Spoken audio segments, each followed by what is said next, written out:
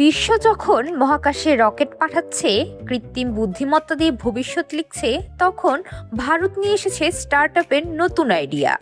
দুধ গোবরের পর এবার গোমূত্র বিক্রি করেও আয়ের নতুন অভিনব উপায় নিয়ে হাজির ভারত সরকার। লিটার লিটার গোমূত্র কিনছে ভারত। প্রতি লিটার গোমূত্র কেনা হচ্ছে 10 রুপিতে। গোমূত্র কেনার একটি সরকারি পাইলট প্রকল্পও চালু করা হয়েছে ভারতের উত্তরপ্রদেশে। প্রকল্প সফল হলে নাকি দাম উঠতে পারে 20 রুপি পার লিটারে। এতদিন যে জিনিস ছিল বর্জ্য, আজ তাই লিকুইড অ্যাসেটে পরিণত হয়েছে। বুলন্দ শহরের 15টি গ্রামে শুরু হয়েছে এই অভিনব উদ্যোগ। প্রতিদিন সংগ্রহ করা হচ্ছে 500 লিটার গোমূত্র। গ্রামে বসানো হয়েছে 200 লিটার ধারণ ক্ষমতা সম্পন্ন ট্যাঙ্ক। আর এই প্রকল্পের সুবিধা পাবে নারী উদ্যোক্তারাও।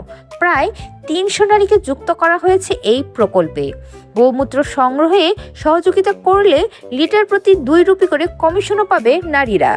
এমনকি তাদের প্রকল্পে শেয়ার হোল্ডারও করা হয়েছে। কিন্তু প্রশ্ন হচ্ছে, এই গোমূত্র যাবে কোথায়? কী বা করবে সরকার?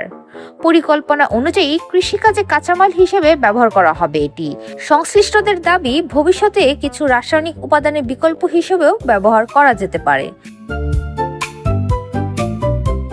তবে এই গোমূত্র অর্থনীতি শুরু হতেই এর ভেতরে ঢুকে পড়েছে রাজনীতি। বিরোধী সমাজবাদী পার্টির অভিযোগ, এর পেছনে রয়েছে রাজনৈতিক স্বার্থ। তাদের প্রশ্ন, গরুর আশ্রয় কেন্দ্রের সমস্যা যখন সমাধান হয়নি, তখন গোমূত্র কিনে কতটা উন্নয়ন হবে? বিজেপির পাল্টা জবাব, বিরোধীরা সরকারের প্রতিটি প্রকল্পেই কোনো না কোনো সমস্যা খুঁজে বেড়ায়। উত্তরপ্রদেশে আপাতত নতুন সমীকরণটা এমন যে দুধেও আয়, গোবরেও আয়, আবার গোমূত্রেও আয়।